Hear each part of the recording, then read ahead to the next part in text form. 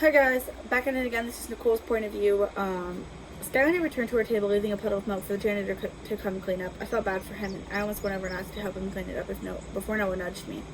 The way Jessica had been dealt with was kind of funny, so I guess it was okay to laugh a little. I continued to pick through my food, and Noah was talking to the others. Someone was passing our table, and I looked up at him. He nodded and smiled politely, and I did too. On his way back to his own table, Noah was telling me that I looked cute today. I couldn't help but blush, and then I recognized the kid. It was Brian, my Brian. Brian was alive.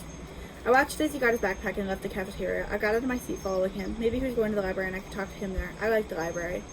Instead, he opened the big doors, leaving the school. I ran after him, stopping them from closing and watching them run. He was leaving school. My heart sank. I stood waiting for him to turn around, expecting him to come back. I heard the bell and the noise of kids as I slowly allowed the door to close. He wasn't coming back. Becky appeared, touching my arm and handing me my backpack. I look at her and she smiles sympathetically. Let's get you to class, okay?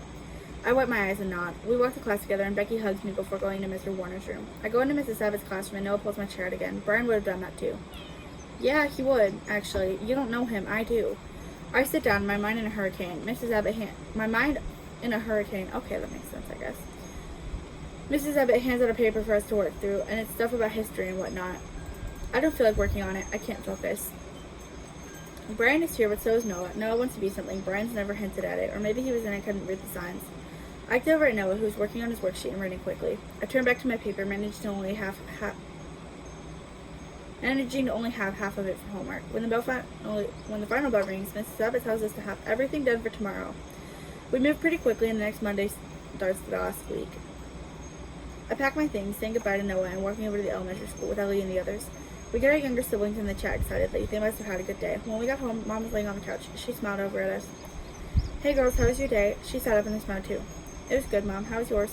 I set my backpack down and Mom shrugged. There's no news on your father, she shrugs. I guess it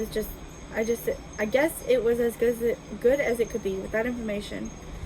I just hope they find him. He's too strong to have died in their stupid apocalypse. I heard the tears in her voice and I walked over and hugged her. I felt tears in my eyes.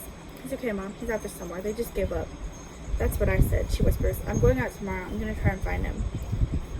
Mom, where would you go? I'm going back to New Orleans. If I find him dead... Her breath catches and she continues, holding tears back. If I find him dead, at least I'll have closure. I squeezed her. The thought of my dad being dead haunting my mind later that night. Mom was going to have us stay with Ricky and his wife. Ellis and Zoe were going with her, and they were going to rent a car. You mean Ricky, because his wife is sick. In the morning, Mom reminded us we'd be going home to them later. I wasn't excited, as kids would all be in the same house, and there wasn't enough room for everyone. Thankfully, in our shed, there were a few things for camping, so we had sleeping bags. When I walked into Mrs. Abbott's classroom, Noah smiled at me. I sat next to him. He pulled my chair out like he did yesterday. Brian was in his seat, face buried in his book. I wanted to go talk to him, but I didn't think he wanted to be my friend anymore. We had been growing apart. The apocalypse had only pushed us further away. No! Go talk to him! Maybe he had changed too. Maybe he preferred to keep to himself now, even more so than he usually did. I would just have to settle for Noah. I liked Noah too, but Brian was always special to me.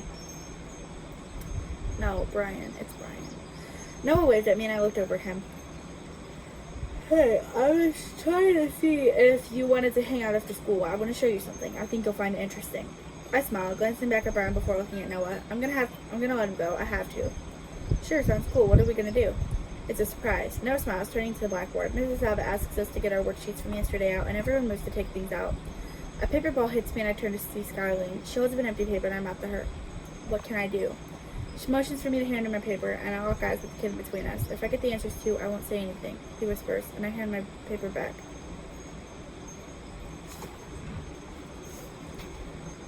Skyline scribbles furiously and then hands it to the kid. Mrs. Abbott is talking.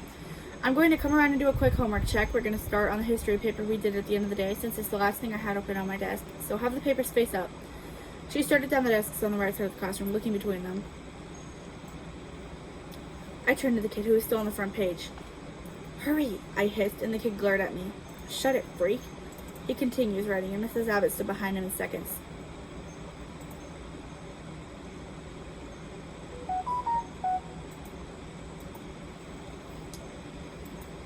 Sorry, I have paranoia, and I have to look at something.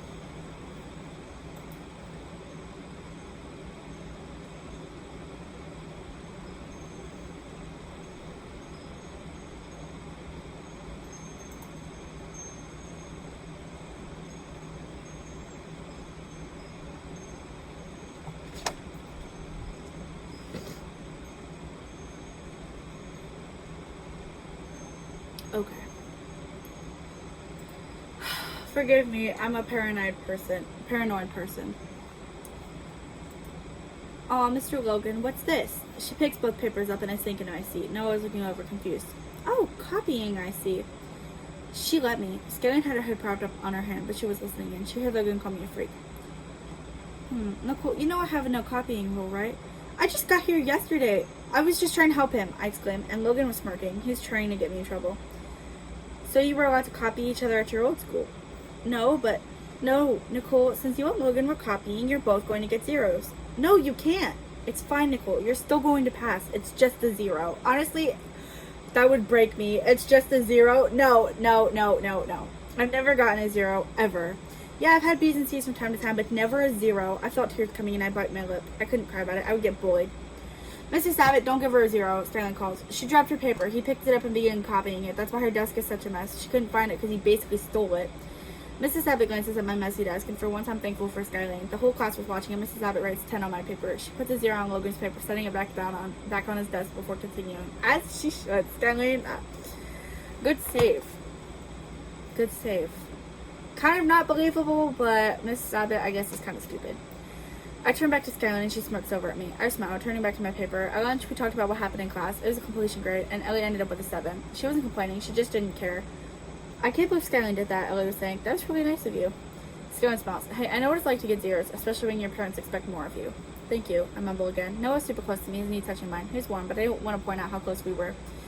Becky says Logan had it coming. He was mean to girls. Noah agreed, saying he once got into a fight with Logan and ended up losing. Oh, we laughed. I could see Noah losing a fight, but at least he tried. Oh, yeah. I just like shrivel up and die. After school, Noah told Becky and Eli to go on without him. Skyline, can you take Raquel and Michelle home? We're staying with you anyways, but I'm going out with Noah for a bit. He wants to show me something. Okay. Skyline looks at Noah, taking this step close to me, whispering in my ear. If he hurts you, you tell me. Okay? I nod, going over to Noah. He turns and starts walking, and I quickly fall into pace with Noah. With him. Despite his longer strides, he takes me to the edge of the town. I know he had a bike, so he chose to leave that at the school, I suppose, which is kind of stupid. But, yet, like she said, it's such a small, tight-knit community. Why would anybody steal it? As if reading my mind, he says, I'm going to grab my bike on the way back, if that's okay with you. If not, I'll just get it after I take you home. I shrug. I'll go with you to pick it up. The more the merrier, right? He laughs. I like when he laughs. It sounds cute. No, it doesn't. He was focused on where we were going, and soon we broke off into the woods. I was kind of scared, but I trusted Noah. We came across the treehouse, and he pointed at the ladder. Want to go in? Is it yours? Yes, silly. He smiles. Wanna? I smile, looking up at the little house in the trees. I glanced over at him, laying my backpack on the ground and climbing up the ladder. It was surprisingly sturdy, and I looked around the inside. It was well furnished. It was kind of cute. I heard Noah climbing behind me, and I turned to him. It's very... I paused. I can't find the right word. Spacious, I decide. There's room for a party here.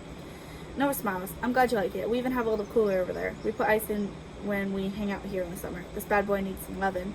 I laughed, looking at the little windows. This place was super cute. Well, I think it'll get what it needs when school lets out. I turned to him. Did he come closer? Yeah. Hey, maybe we can make this our hangout spot. Noah smiles and he looks around as if calculating where everyone could sit. I think it'd fit all of us. Oh, I know it would, I say, also looking around again. Hey, Nicole, Noah asks, and I turn to him. He had electric blue eyes and they were beautiful. He was everything I wanted in a boyfriend. Stop! No, he's not! No, he's not! Nicole, are you listening? He asks, and I blink a few times. Oh, sorry, I zoned out sometimes. What'd you say? Noah laughs. You're making this harder. I didn't know what he was talking about, so I waited for him to explain. Nicole, I love you. When I saw you, I instantly developed a crush. I think I'm going to change that to it was love at first sight.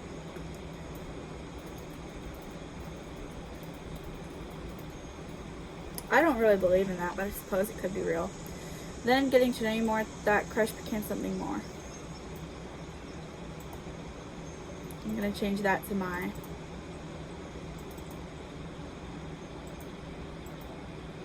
love grew even more. Does that sound right?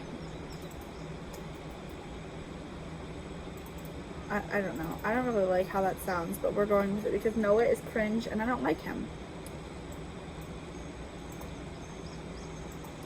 He takes a step towards me and my heart beats faster. Nicole, I love you, and I was hoping maybe you felt the same. Before I could think of the word, yes, I like you too. I love you. No, you don't! You love Brian. Why would you do this to us? He smiled, coming even closer and leaning down. Oh, I peck away and he quickly straightened, looking awkward. I'm not ready to kiss yet. I don't know you that much. Well, you know me enough to date me. Let's take things slow, I say, taking his hands. We're just kids. He smiles, but I see the sadness in his eyes. He agrees to go at my pace, and I thank him. We went back to the school, collecting his bike, and he pushed it along as we walked to the neighborhood. I couldn't stop thinking about how he was going to kiss me. He wanted to kiss me. Did Brian ever want to kiss me? I know I used to want to kiss him. I think I still do. So are we like boyfriend, girlfriend? I asked once when we reached the neighborhood. Noah looks over at me, then to the ground. If you want to be. I smell. Yeah, I love you, Noah. I'll see you tomorrow. I hug him and he smiles too. Which house is yours? That one. I pointed out, then added that I'm staying with Skyline for now. He nodded before climbing onto his bike and running away. I waved to him before going inside. I was welcomed by Skyline's daddy and he told me everyone was upstairs. They were playing Monopoly, and I knocked before going in. It felt like we were one big family, and it was nice to have so many friends I could rely on, now and forever. I don't like Noah. Fun fact, one of my exes, he knows who he is, so if he's stalking me, he's gonna know exactly who he is. I would send him snippets of the letters and receiving the letters, because that's Brian and Nickole's love story. And he told me he was taking notes, and after we broke up, I realized he was taking notes from the wrong guy. He was taking notes from the narcissist, not the good guy. So that was kind of funny and also kind of sad at the same time. But that's it for Nickole's point of view. Next is Ellie's. I hope to see you there.